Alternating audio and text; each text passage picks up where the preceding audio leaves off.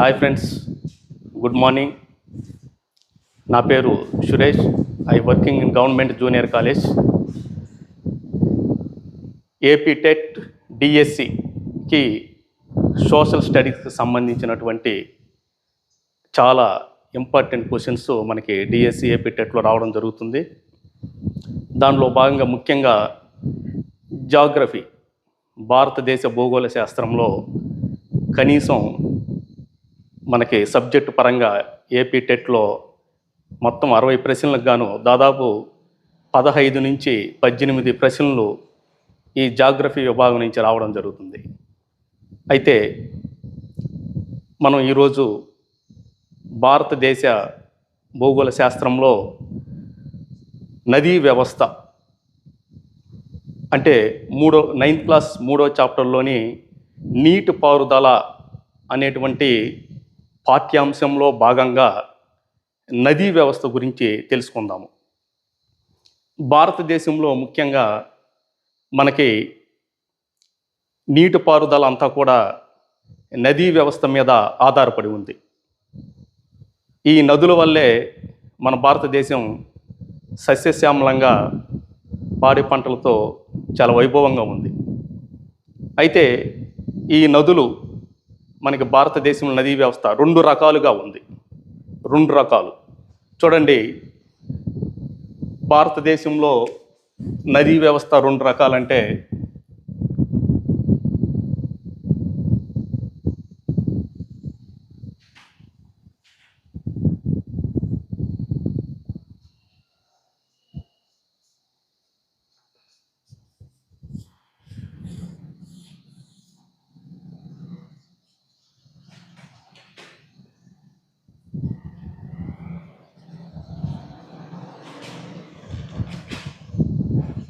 చూడండి ఫ్రెండ్స్, ఇది India map వేసి మ్యాప్ ద్వారా మీకు ఎక్స్ప్లెయిన్ చేస్తే చాలా అర్థమవుతుందనే ఉద్దేశంతో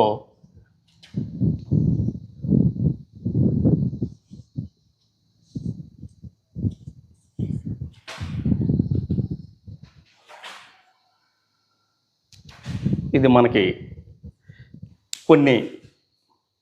కొన్ని నదులు పాకిస్తాన్లో కూడా ప్రవహిస్తున్నాయి కాబట్టి, మన దేశంలో నుంచి వెళ్ళి పాకిస్తాన్లో కూడా వెళ్తున్నాయి కాబట్టి ఇక్కడ పాకిస్తాన్ కూడా చూపించడం జరిగింది. ఫ్రెండ్స్, మనకి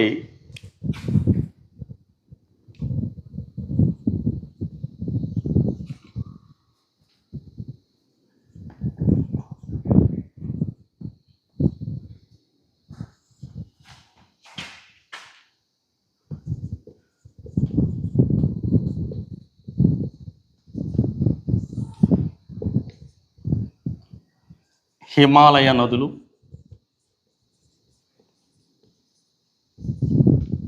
రెండవది ద్వీపకల్ప నదులు. భారతదేశంలో నదీ వ్యవస్థని 2 రకాలుగా వర్గీకరించవచ్చు. మొదటిది హిమాలయ నదులు, రెండవది ద్వీపకల్ప నదులు. మొదటగా మనం హిమాలయ నదుల గురించి తెలుసుకుందాం. హిమాలయ నదులు పేరులోనే హిమాలయ అనేటువంటి పదాన్ని చూస్తున్నాం. ఈ హిమాలయ నదులు అనేవి హిమాలయ పర్వత ప్రాంతాలలో అతి ముఖ్యంగా ఉన్నత హిమాలయాలంటే చెట్ట చివరగా ఉన్నటువంటి భారతదేశంలో ఉత్తరాన చెట్ట చివరగా ఉన్నటువంటి హిమాలయాలనే హిమాద్రి లేక ఉన్నత హిమాలయాలు అంటాం. అక్కడ జన్మించినటువంటి నదులను హిమాలయ నదులు అని పిలుస్తాం. ఈ హిమాలయ నదులు ముఖ్యంగా మనకి 3 రకాలుగా ఉన్నాయి. అంటే మొదటిది సింధు నది, రెండవది గంగా, మూడవ నది బ్రహ్మపుత్ర. ఈ 3 నదులను హిమాలయ నదులని పిలుస్తాం. హిమాలయాలు అతి ఎత్తైన ప్రాంతాలలో జన్మించి అక్కడ ఉండేటువంటి హిమనీ నదాలు అనగా మంచు కరిగి అవి నీరుగా మారి చివరికి అవి నదులుగా తయారయ్యి చాలా సుదీర్ఘమైనటువంటి ప్రవాహం అనేది ఉంటుంది. లోతు ఎక్కువగా ఉంటాయి. ఎక్కువ దూరం కలిగినటువంటి నదులే హిమాలయ నదులు. ఈ సింధు, గంగా, బ్రహ్మపుత్ర. ఈ హిమాలయ నదులలో మనకి ఎక్కువగా ఎత్తైన ప్రాంతంలో ఇవి జన్మించడం వల్ల, అక్కడ జన్మించి ప్రవహించడం వలన ఇవి ఎక్కువగా లోయలను ఏర్పాటు చేస్తాయి.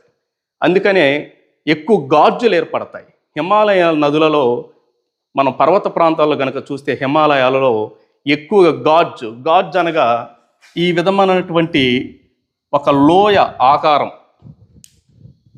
ఎప్పుడైనా నదులు జన్మించి ప్రవహించి స్టార్ట్ అయిన సమయంలో, అంటే ఆరంభంలో నది జన్మస్థలం నుంచి కొంచెం దూరం ఈ హిమాలయాల్లో ప్రవహించడం వలన, చాలా వాలుగా ప్రవహించడం వలన అక్కడ చాలా లోతైనటువంటి లోయలు ఏర్పడతాయి. వాటిని వి ఆకారపు లోయలు అంటాం. ఇది గత 2019 స్కూల్ అసిస్టెంట్ సోషల్ స్టడీస్లో ఇచ్చినటువంటి బిట్ ఫ్రెండ్స్. వి ఆకారపు లోయలు వీటి వలన ఏర్పడతాయి. వి ఆకారపు లోయలు ఎత్తైన ప్రాంతంలో, అంటే నది మొదటగా ప్రవాహం ఎక్కడైతే వాలుగా ఉంటుందో మొదటగా ఏర్పరిచేటువంటి ఈ యొక్క ఆకారాలని, వీటిని మనం వి ఆకారం. తర్వాత నది కొంచెం దూరం ప్రయాణించిన తర్వాత కొద్దిగా మధ్య ప్రవాహం, అంటే కొంచెం వాలు అనేది ఏటవాలు తగ్గుతుంది కాబట్టి కొంచెం నది ప్రవాహం స్లోగా ఉంటుంది. అక్కడ నది వక్రతలు ఏర్పడతాయి. బిట్టు చూడండి ఎలా అడుగుతారో. నది వక్రతలు అనేవి నదికి ప్రవాహంలో ఏ ప్రాంతంలో ఏర్పడతాయంటే మధ్య ప్రవాహంలో ఏర్పడతాయి. అంటే ఆరంభంలో వి ఆకారపు లోయలు, వి గార్జ్ అంటాము, మధ్యలో వక్రతలు, చివరిగా నది మైదాన ప్రాంతంలో ఫ్లాట్గా ప్రవహించి సముద్రంలో కలిసే ముందు ఏర్పాటయ్యేటువంటి స్వరూపాలని డెల్టాలు అంటాం. డెల్టాలు నదులు ఎక్కడ ఏర్పడతాయంటే సముద్రంలో కలిసే ముందు నదికి అక్కడ ఏర్పడేటువంటి మైదాన ప్రాంతంలో ఏర్పడేటువంటి స్వరూపాలని డెల్టా అంటాం.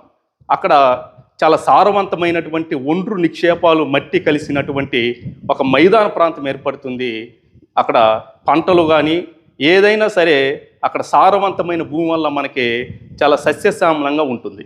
కాబట్టి మొదటగా అయితే ఈ హిమాలయ నదులు, మొదటి నది సింధు నది. ఈ సింధు నది ఉన్నత హిమాలయాలలో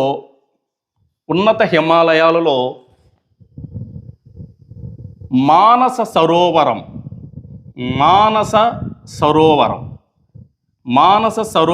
అనేటువంటి ప్రాంతం. ఇక్కడ కైలాస కొండలు చూడండి. మానస సరోవరం, కైలాస కొండలు అనేటువంటి చోట ఈ సింధు నది జన్మస్థలం. బిట్టు సింధు నది జన్మస్థలాన్ని గుర్తించమన్నప్పుడు మనం టక్కున ఆన్సర్ పెట్టాలమ్మా.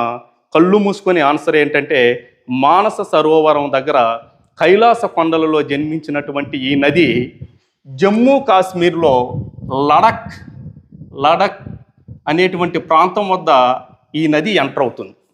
మానస సరోవరం వద్ద జన్మించినటువంటి ఈ నది దాదాపు 2900 కిలోమీటర్లు ప్రయాణించి అరేబియా సముద్రంలో కలుస్తుంది.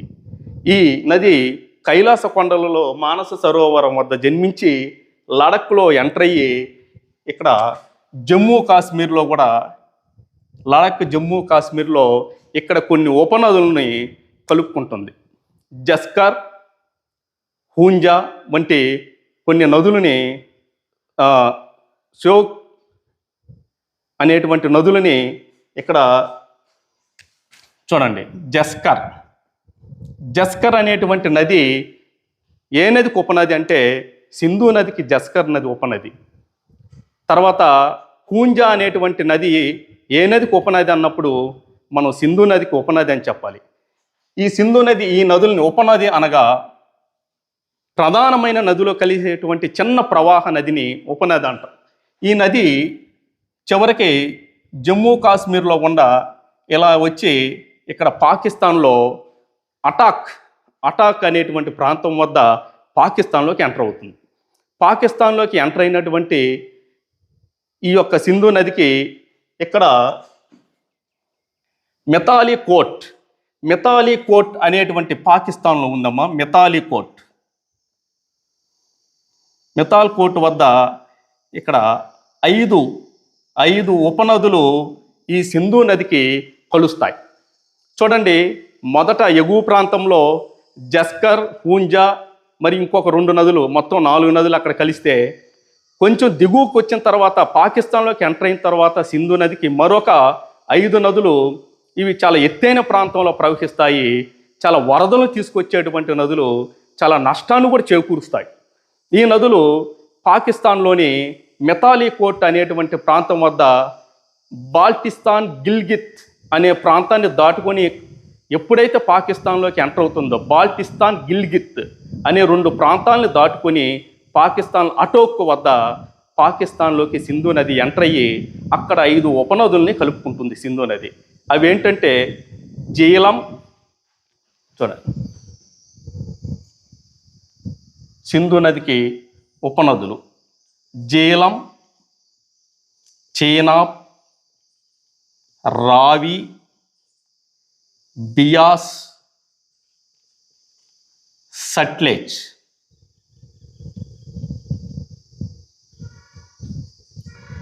చూడండి, జీలం, చీనాబ్, రావి, బియాస్, సట్లెజ్ 5 ఉపనదుల్ని కలుపుకొని ఈ నది చివరగా ఇక్కడ అరేబియా సముద్రంలో కలిసిపోతుంది. 1960లో ఉన్నటువంటి నదీ జలాల చట్టం ప్రకారం 20% మాత్రమే మనం సింధు నది జలాల్ని ఉపయోగించుకోవాలి. ఈ సింధు నది వల్ల ఏ రాష్ట్రాలకి లాభం చేకూరుతుంది, ఈ సింధు నది వల్ల ఏ రాష్ట్రాలు సస్యశ్యామలంగా మారాయంటే, చూడండి, జమ్మూ కాశ్మీర్, లడాక్, పంజాబ్, హిమాచల్ ప్రదేశ్ 4 రాష్ట్రాలని జాగ్రత్తగా గుర్తుపెట్టుకోండి.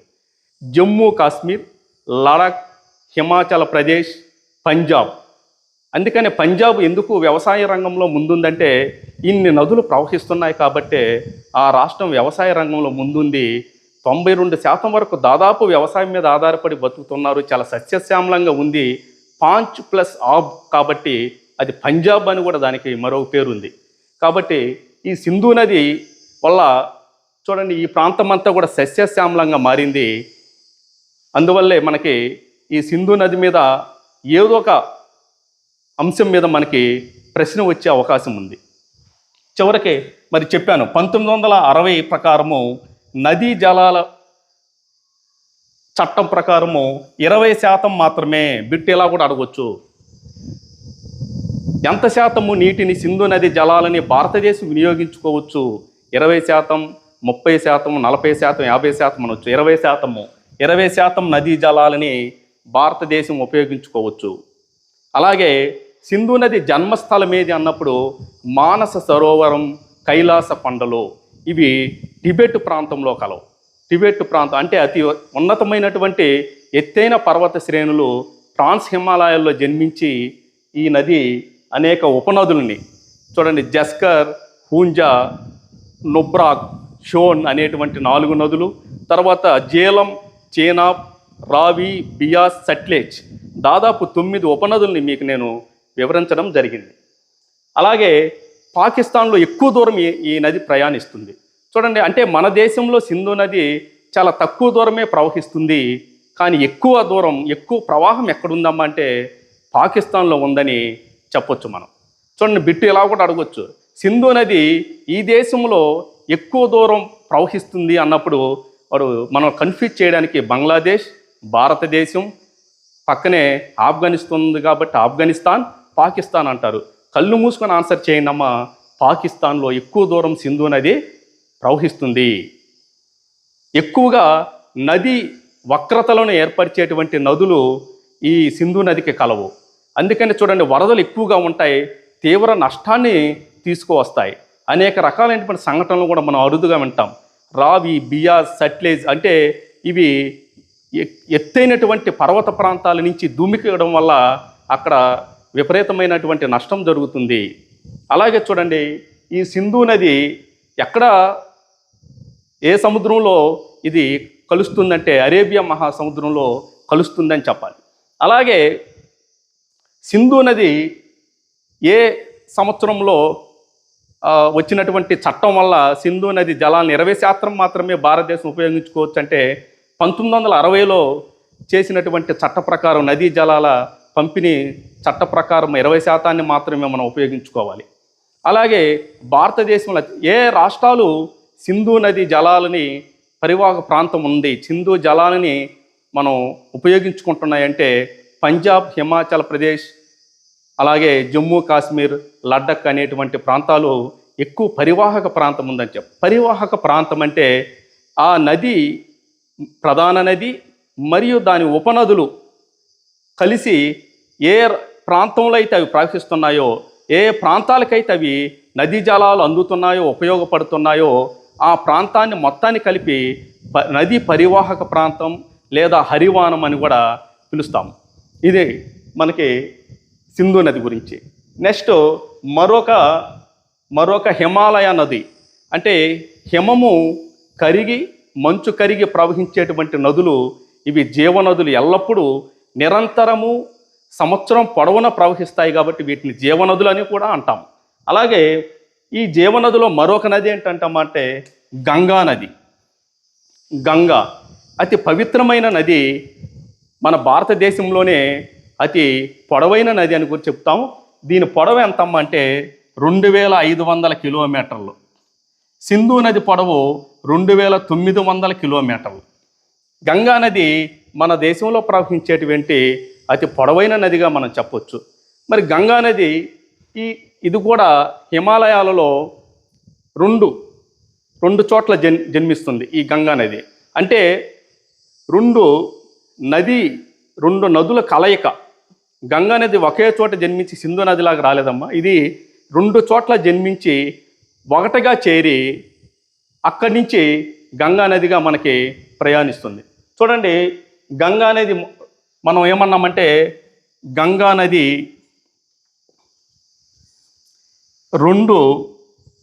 రెండు నీటి పాయలు, అంటే 2 నదుల కలయిక. ఒకటి భగీరథి,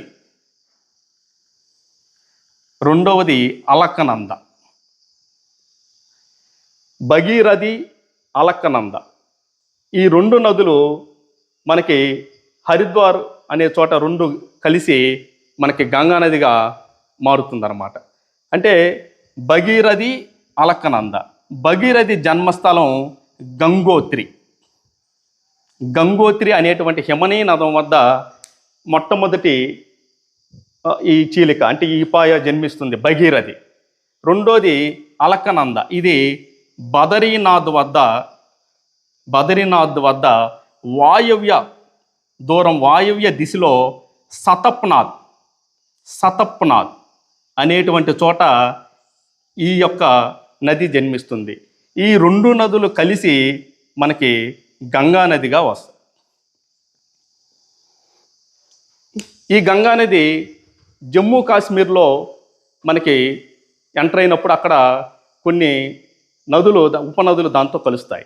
ఏంటంటే యమున, గాగ్రా, గండక్, కోసి. చూడండి, యమున, గాగ్రా, గండక్, కోసి అంటే 4 ఉపనదులు ఇక్కడ ఈ గంగా నదికి టచ్ అవుతాయి. ఈ నది ఉత్తరప్రదేశ్, బీహార్, పశ్చిమ బెంగాల్ రాష్ట్రాన్ని సస్యశ్యామలం చేసి భారతదేశానికి ఒక గొప్పటువంటి ఒక వరంలాగా దీన్ని భావించవచ్చు. ఈ గంగా నది 2 నదుల కలయిక అని చెప్పాం. ఒకటి భగీరథి, అలకనంద. ఈ 2 నదులు కలిసి మనకి హరిద్వార్ దగ్గర ఇక్కడ ఈ 2 మనకి కలిసి గంగా నదిగా మారుతుంది. ఈ గంగా నది ఇక్కడ చెప్పాము గాగ్రా, గండక్, కోసి అంటే ఇవి ఎత్తైన ప్రాంతంలో ప్రవహించిన నదులు. ఇవి చాలా వక్రతలను కలిగి ఉన్నాయి. ఇవి కూడా వి ఆకారపు లోయలను ఎక్కువగా ఏర్పాటు చేశాయి, ఎందుకంటే ఎత్తైన ప్రదేశాల నుంచి ఇవి కలుస్తున్నాయి కాబట్టి. అలాగే ఈ గంగా నది ఇలా ప్రయాణించి ఇక్కడ కూడా అంటే ద్వీపకల్ప మధ్య ఉన్నత భూములు అంటే ఇక్కడ సాత్పురా పర్వత శ్రేణికి ఉత్తరాన ఉన్నటువంటి ఈ భూములను మధ్య ఉన్నత భూములు అంటాం. ఇక్కడ కూడా కొన్ని ఉపనదులు గంగా నదికి టచ్ అవుతున్నాయి. కొన్ని ఉపనదులు గంగా నదిలో కలుస్తున్నాయి.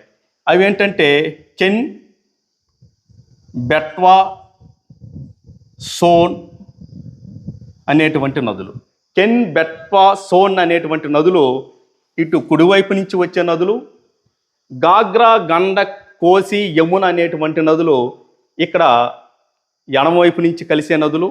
అన్నీ కలిసి కూడా ఒక మహాప్రవాహం అనేది ఇక్కడ తయారవుతుంది. మనకి మైదాన ప్రాంతంలోకి ఈ గంగా నది అనేది హరిద్వార్ వద్ద మైదాన ప్రాంతంలోకి మన అంటే హిమాలయ పర్వతాల నుంచి ఒక్కసారిగా దుమ్మికి హరిద్వార్ వద్ద ఈ మైదాన ప్రాంతంలోకి మహాప్రవాహంగా ప్రయాణిస్తుంది మన ఈ గంగా నది. ఈ గంగా నదికి మరి యమునా నది అన్న ఉపనది, చాలా ముఖ్యమైనటువంటి ఉపనది యమునా నది. ఈ యమునా నది యమునోత్రి అనేటువంటి ప్రాంతం వద్ద జన్మించి మన గంగా నదికి సమాంతరంగా ప్రయాణిస్తుంది యమునా నది. చూడండి, సమాంతరంగా ప్రయాణించి ఇక్కడ మన గంగా నదిలో ఇక్కడ త్రివేణి సంగమం అలహాబాద్ వద్ద గంగా నదిలో కలుస్తుంది. ఈ యమునా నది యొక్క జన్మస్థలం ఏంటంటే యమునోత్రి. మరి గంగా నది ఎన్ని నదుల కలయిక అంటే 2 నదుల కలయిక. ఒక నది భగీరథి, 2 అలకనంద. భగీరథి అంటే ఈజీగా చెప్పేస్తాం, గంగోత్రి, ఎందుకంటే మనకి సినిమా పేరు ఉంది కాబట్టి ఈజీగా చెప్పేస్తాం, గుర్తుంటాయి మనకి సినిమాలు బాగా.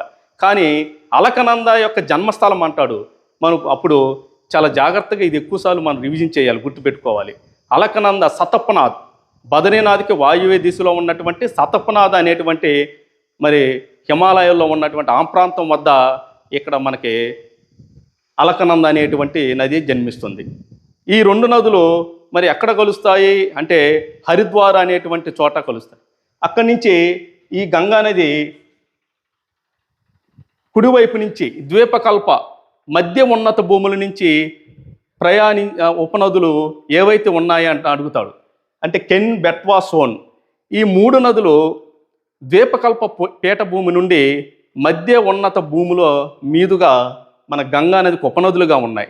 వాళ్ళు సింపుల్గా అడుగుతాడు, గంగా నదికి గల కుడివైపు నుంచి కలిసేటువంటి ఉపనదిని ఒకదాన్ని గుర్తించండి, లేదా మధ్య ఉన్నత భూముల నుంచి ప్రవహిస్తూ గంగా నదికి ఉన్న ఒక ఏకైక ఉపనదిని గుర్తించండి అన్నప్పుడు కెన్, బెట్వా, సోన్ అనే నదుల్ని కళ్ళు మూసుకొని మనం ఈ 3 ఏదైనా సరే ఇస్తే అదే ఆన్సర్ అవుతుందమ్మా. అలాగే గాగ్రా, గండక్, కోసి అనే నదులు ఉన్నతమైనటువంటి హిమాలయాల్లో జన్మించి అవి ఎడమ వైపున గంగా నదికి ఉపనదులుగా కలుస్తాయి. ఇవన్నీ కలిసి మహాప్రవాహంగా ఉంటుంది. ఈ నది చాలా విశాలమైనటువంటి పరివాహక ప్రాంతాన్ని కలిగి ఉంది. అందుకే మనకి ఒక గంగా నదిని ఒక కామధేనువుగా, అంటే భారతదేశం సస్యశ్యామలంగా ఉత్తర భారతదేశం ఉందంటే మనకి ప్రధానమైన కారణము ఏ నది వల్ల అంటమ్మా గంగా నది అని మనం కళ్ళు మూసుకొని ఆన్సర్ చేయొచ్చు. తర్వాత ఈ నది చివరికి పశ్చిమ బెంగాల్లో ఫరక్కా అనే ప్రాంతం వద్ద వరకు విశాలమైనటువంటి మైదాన ప్రాంతాన్ని ఏర్పరుస్తుంది. విశాలం అంటే ఎప్పుడైతే హిమాలయాల నుంచి ఒక్కసారిగా దుమ్మికి ఇక్కడ దేవప్రయాగ వద్ద ఎప్పుడైతే అది నది ఫ్లాట్గా అవి అనేక నదులను కలుపుకొని నిదానంగా ప్రవహించడం వల్ల విశాలమైన మైదాన ప్రాంతం అనేది ఇక్కడ మనం చూడవచ్చు ఈ గంగా నదికి. తర్వాత ఇక్కడ బంగాళాఖాతంలో కలిసే ముందు గంగా నది 2 పాట్లుగా విడిపోతుందమ్మా. ఒకటి భాగీరథి హుగ్లీ పాయ అంటాం దీన్ని. ఇది చిన్న పాయ, ఇది బంగాళాఖాతంలో కలిసిపోతుంది. 2వ పాయ వచ్చేసరికి ఈ ప్రాంతంలో బంగ్లాదేశ్లోకి ఒక పాయ ఎంటర్ అవుతుంది. ఇది ప్రధానమైనది. గంగా నదికి ప్రధానమైనటువంటి గంగా నది నుంచి విడిపోయినటువంటి ప్రధానమైన నదీ భాగం దీన్ని ఇక్కడ బంగ్లాదేశ్లో ఎంటర్ అయినప్పుడు ఇక్కడ మేఘనా అని కూడా పిలుస్తారు దీన్ని. ఈ బంగ్లాదేశ్లోకి ఎంటర్ అయ్యి చివరికి ఈ బంగ్లాదేశ్ నుంచి బంగాళాఖాతంలో కలిసిపోతుంది. చివరి ప్రాంతము ఈ మన భారతదేశంలో గంగా నదికి చివరి మైదాన ప్రాంతం ఏదైనా ఉందంటే అది ఫరక్కా అనేది చివరి ప్రాంతం. చూడండి, దాదాపు 2500 కిలోమీటర్ల దూరం ప్రయాణించి ఈ గంగా నది చివరికి 2 పాయలుగా విడిపోతుంది. మొదటగా 2 నదుల కలయిక, చివరిలో కూడా 2గా విడిపోయి బంగాళాఖాతంలో కలుస్తుంది. ఈ నది ఏ రాష్ట్రాలకి పరివాహక ప్రాంతం అంటే పశ్చిమ బెంగాల్, బీహార్, ఉత్తరప్రదేశ్. అలాగే గంగా నదికి గల ఉపనదులు గాగ్రా, గండక్, కోసి, యమునా నది సమాంతరంగా ప్రవహిస్తుంది. అలాగే యమునా నది జన్మస్థలం యమునోత్రి, జాగ్రత్త గుర్తుపెట్టుకున్నావా. అలాగే కెన్, బెట్వా, సోన్ అనేటువంటి నదులు ఏ నదికి ఉపనదులు అంటాడు? కింద ఆప్షన్ ఏ సింధు నది, గంగా నది, బ్రహ్మపుత్ర, లేకపోతే మహానది అంటాడు. కళ్ళు మూసుకొని ఆన్సర్ పెట్టాలమ్మా. కెన్, బెట్వా, సోన్ అనేటువంటి ఉపనదులు గంగా నదికి ఉపనదులుగా ఉన్నాయి. గాగ్రా, గండక్, కోసి, యమునా నదులు కూడా గంగా నదికి ఉపనదులు. చూడండి, ఈ విధంగా గంగా నది 2 పాయలుగా చీలి భగీరథి, హుగ్లీ, అలాగే చివరిలో ఇక్కడ మరో పాయ బంగ్లాదేశ్లోకి ఎంటర్ అయ్యి బంగ్లాదేశ్లో కూడా ఆ ప్రాంతాన్ని సస్యశ్యామలం చేసి ఇక్కడ సుందర్ బన్స్ అనేటువంటి ఒక పెద్ద డెల్టాని ఇక్కడ ఏర్పాటు చేస్తుందమ్మా ఈ గంగా నది. సుందర్ బన్స్ ప్రపంచంలోనే అతి పెద్ద డెల్టా ఏదైనా ఉందంటే మన గంగా నది పరివాహక ప్రాంతంలోనే ఉంది. దాన్ని మనం సుందర్ బన్స్ అంటాం. పులులకి ప్రసిద్ధి చెందినది సుందర్ బన్స్, పశ్చిమ బెంగాల్లో ఉంది. ఈ సుందర్ బన్స్ అనేటువంటి ఒక విశాలమైనటువంటి డెల్టా ప్రాంతాన్ని చేసి చివరికి బంగ్లాదేశ్ని దాటుకొని బంగాళాఖాతంలో కలిసిపోతుంది. ఇది ఫ్రెండ్స్. అలాగే మనకి దాదాపు ఈ సింధు నదికి గంగా నదికి మధ్య ఒక గొప్ప విభాజక ప్రాంతం ఉంది, జల విభాజక క్షేత్రం ఉంది. జల విభాజక క్షేత్రం అంటే జల విభాజక క్షేత్రము. జల విభాజక క్షేత్రం అంటే అర్థం ఏంటమ్మా అంటే రెండు నదుల మధ్య ఉన్నటువంటి ఒక భూభాగం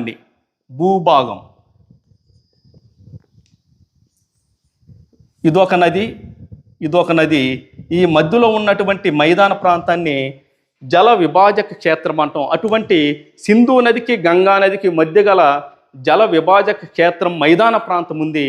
ఇది చాలా సారవంతమైనటువంటి ప్రాంతము.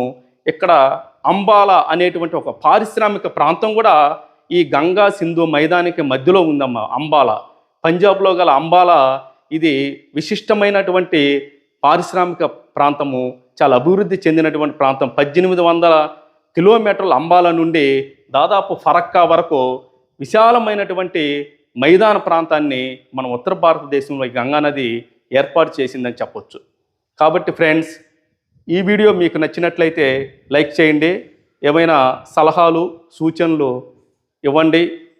All the best. అందరికీ మీరు మంచి మార్కులతో రేపు డిఎస్ఏపీ టెట్లో విజయాన్ని సాధిస్తారని ఆశిస్తూ ఇట్లు మీ సురేష్. Thank you.